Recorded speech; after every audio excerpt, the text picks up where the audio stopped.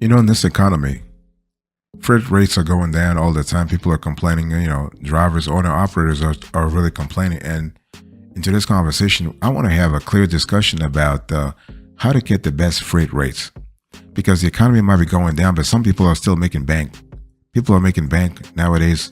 So people are making 6 digits while others are just making like barely making 4 digits.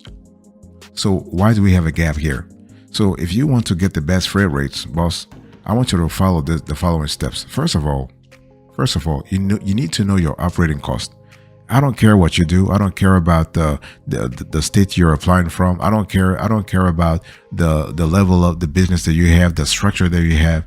You need to have a clear idea about your operating costs. Boss, talk to me right now about how much you are spending every day, every week, every month to operate your business. Because if you want to get the best freight rate, you first need to know how much expenses, how many expenses, like what are the costs that you have to deal with, so that you can actually go and fight for the best freight rates. Let me explain to you. If you know, for instance, that you are spending every single day $1,000 in operating costs, that means that anytime you negotiate with a shipper, you want to clear at least 1,500 or 2,000 because you already know how much in fixed costs you have to deal with every single day. This is why it's so important to have a clear idea about your operating costs, boss. Okay? By the way, welcome back to the show. It's really a pleasure to have you in today's conversation. You just make yourself comfortable. And one thing I want to say here is that what is your monetary situation? Do you have some cash savings? So let's talk about money. Talk to me. Do you have some savings stashed away somewhere? Or do you have a business savings? Do you have personal savings? Because this will be really, really important for you because it will help you know how long you can actually survive without having the best freight rates. Okay, so think of it as an emergency, like a rainy day fund. Okay, but the bottom line here is that you need to know. And when we talk about your operating costs, I'm talking about all your costs, from your equipment cost to insurance to maintenance to staff to software to like everything. You need to know your operating costs, and you can do this on a monthly basis. And what you have to do here, once you have the monthly number, just divide by 30 to have your daily cost number.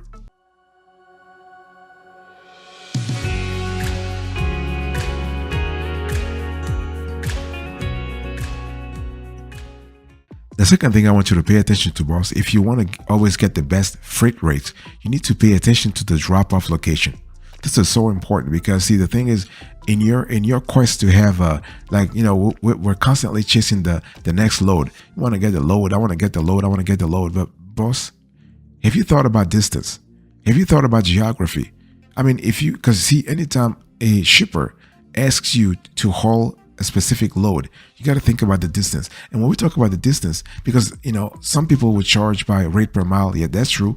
But people don't think about, when they think about the distance, they don't think about the things like roadblocks, traffic jams, and whatnot. Okay. I mean, those are really important elements to pay attention to, because you can look at Google Maps. Google Maps will tell you, hey, listen, it will take you 15 miles to drop off this package. But when you actually start driving, you realize that the GPS is constantly recalculating the route that is showing you. Instead of 15 minutes, now instead of having 15 miles in 15 minutes, now you have to spend an hour, at the wheel, or even worse, 2 hours. Boss, think about that. Now your ass has to sit there at the wheel for 2 hours, even though you had planned to only go quickly to deliver this load and get your 300 revenue. So it's important to pay attention a lot to the drop-off location. Okay, whenever somebody calls you, whatever clients want you to deliver stuff, always quote them based on the drop-off location. And when we talk about drop-off location, we're paying attention to all internal and external conditions. You want to think about traffic conditions also. Don't just quote a customer based on the miles. Don't do rate per mile. See, the thing is, you can do rate per mile, you can do rate per contract, you can do rate per load, or you can do rate per hour. The best is to do RPC, rate per contract. Boss, I want to quickly remind you of today's conversation. We're talking about what? We're talking about how to get the best freight rates, okay? How to make sure that you are constantly, you are getting the best freight rates no matter what. People talk about that rates are going down, okay? But you can still get the rates that you need. Big decision time, boss. Where do you usually deliver? Where do you do like a certain geography, or do you do sometimes OTR? If you do OTR on the road, like out of state, do you actually adjust your prices accordingly based on the time you will spend to deliver the load, or based on the mileage? Talk to me about that.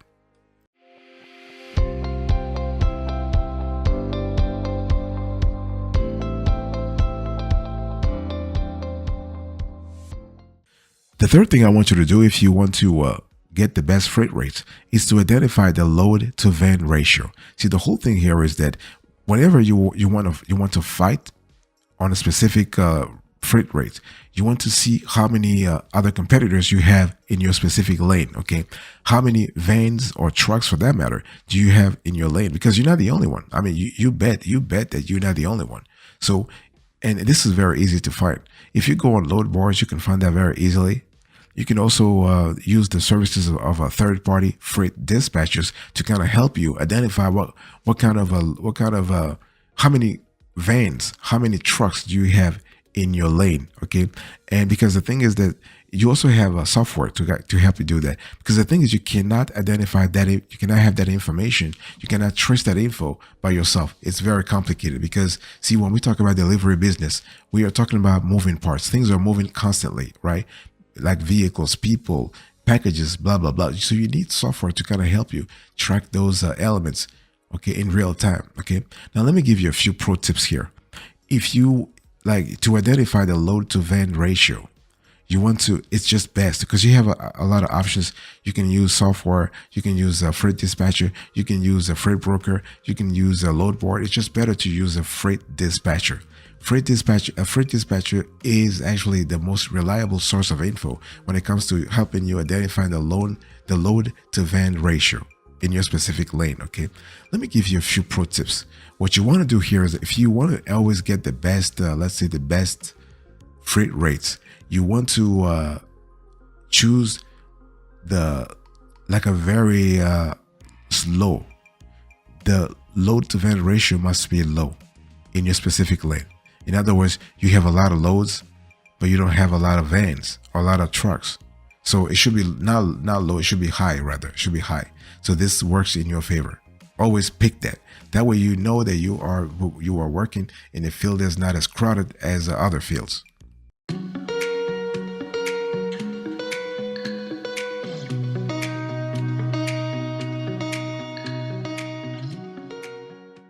The fourth thing I want you to do, if you're trying to get the best freight rates for your cargo van, for your sprinter van, for your box truck, for your for any other type of van that you have, or truck for that matter, you need to look up the average spot rate. See, the whole thing here is that when we talk about load boards are kind of cool because they provide a ton of information, and one such information is called the average spot rate.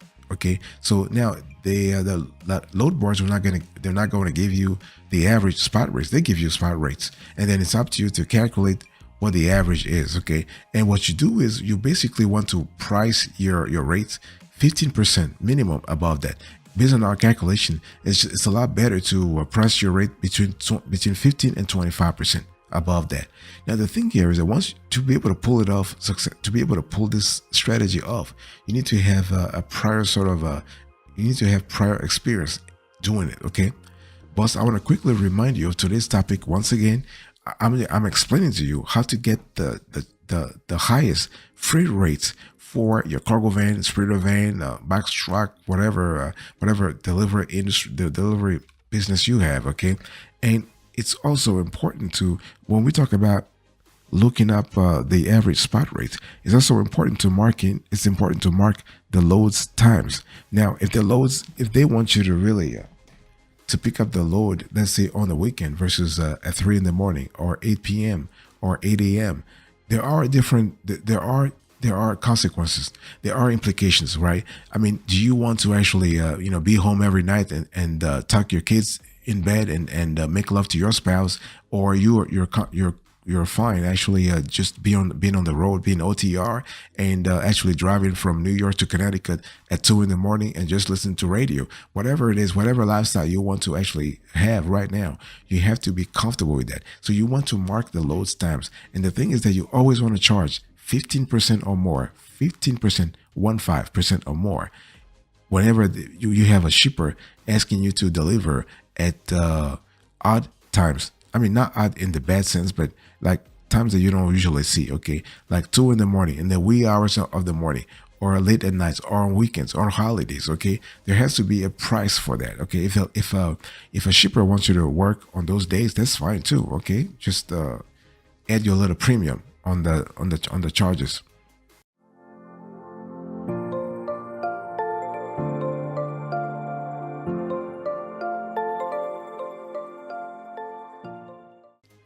What you want to do also, if you are trying to get the best freight rates, is to ask upfront about fees the shipper is willing to pay you. See, the whole thing here is don't wait until the end, because I know, sometimes if you're trying to if you're just trying to get the deal, you're just kind of scared that if you ask for money right now, they'll just like maybe pass on the project to somebody else. So you will just wait to start the project before you start talking money, right? Okay, this is a great strategy. I'm not blaming you. I mean, this is a cautious strategy that really makes sense, and it has proven, successful in some cases, even though based on our experience, is like only 15%, 20% effective. Okay. The thing is that you want to negotiate your fees. You want to negotiate all the ancillary fees that you want to charge, and you have to explain why you're charging those fees. Because see, the shipper is willing to work with you. The shipper is willing to have a conversation with you about your prices, as long as you can deliver value. It's all about delivering value. So if the shipper, because the shipper ain't really they ain't stupid. They know that if you're asking for $100 on your RPC rate per contract, $100, your next door competitor is charging $95 or $75 or $80. Now the shipper knows that, but the shipper can still come to you, even though they know you have the higher price, because you know what? You are adding value. You are adding value. You are making the process go smooth, more smoothly. You're adding value in terms of giving advice to the shipper. You're helping the shipper grow his or her business. So in those cases, you are going to make money. Okay. And boss, by the way, I don't care how trustworthy you think your business partner is. Get everything in writing. Once you agree on the best freight rates, get everything in writing. Don't trust people like, yeah, I trust you, whatever. I mean, I trust you, but listen, trust in you does not exclude control. I still have to verify a few things, and part of that is just to make sure that we get everything in writing. Okay, it is a contract. If you agree to pay me this amount in RPC, rate per contract, or rate per mile, or rate per load, or rate per hour, I want to get it. I want to have this in writing.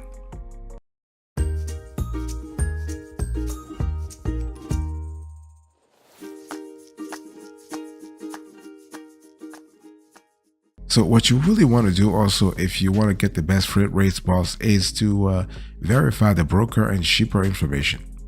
Oh yeah, this is so important. You will not believe it. Like, let's say a shipper just, makes contact with you. They have a wonderful opportunity. They have a wonderful, let's say a wonderful deal for you, and they're offering you like a very high freight rates. Okay, that's fine. And you realize, hey, listen, wait a minute here. Wait a minute. This is too good to be true. Well, it could be too good to be true, or it could be legit. Either way, you want to run a credit check on the shipper's information. You want to make sure you are hauling for an actual company, and you want to look out for scams in the shipping cost or shipping rates. Okay, because if they give you if they offer you a very high price or whatever, make sure that you are able to counter that with some very serious questions that will let you know whether or not this is a fraud. Okay, and one thing I want to say here is that you want to constantly ask questions. You are the only one looking out for your business, so make sure you are hauling loads that will make your business successful. Okay, don't be afraid to negotiate better rates. Okay, and the worst that can happen is the broker says no, and you go back to the load board. So nevertheless, this may be the smartest decision for your business anyway. and you do have leverage also. Okay, and it doesn't matter whether or not the freight rates are constantly changing. Okay, but you need to have a strategy that actually how do I say it, that basically transcends the specific economic environment we're currently in, because the economy changes all the time. But you got to really verify the shipper's information and make sure that that shipper is still legit in this day and age, in this economy. Because again, you don't want to deal with somebody who was good a few years ago, but nowadays they have no, how do I say it, they have no legitimacy. Let's just call it that way. They have no legitimacy. They have they have runnings with the law, and they have a lot of compliance issues. They have a lot of complaints. So please check out the shipper information, because at the end of the day, it's also your data. Your data is also on the line. So you want to make sure that your data, because once you enter a contract with them, your data is on the line.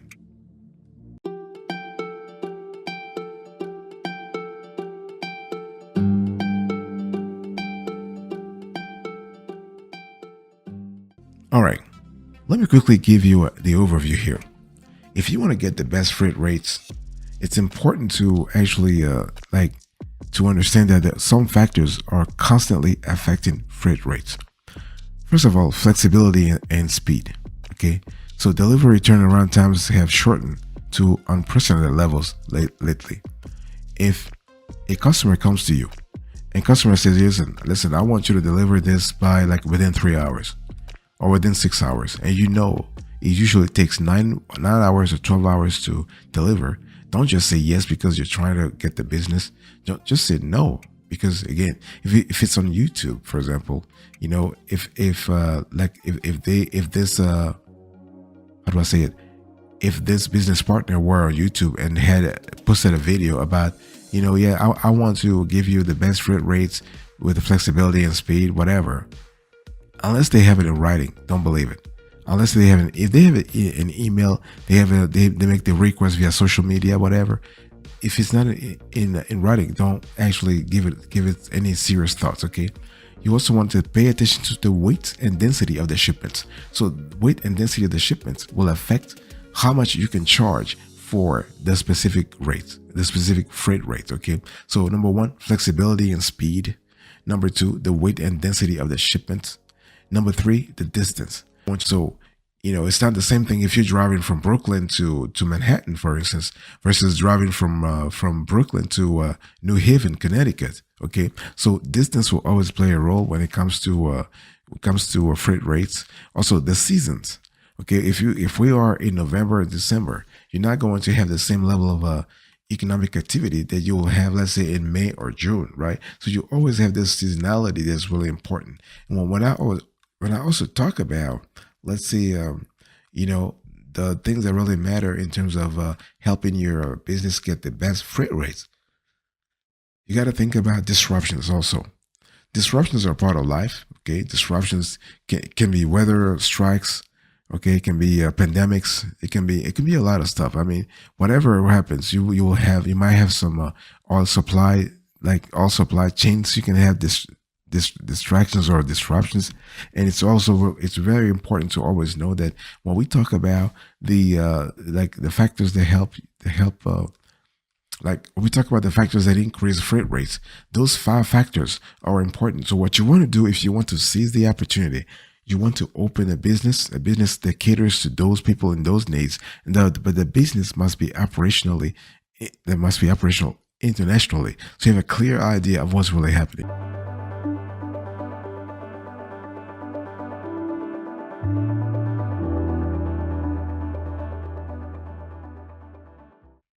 Thank you so much for your attention. I really appreciate it. God bless you. I'll see you next time. But until then, remember, stay marvelous.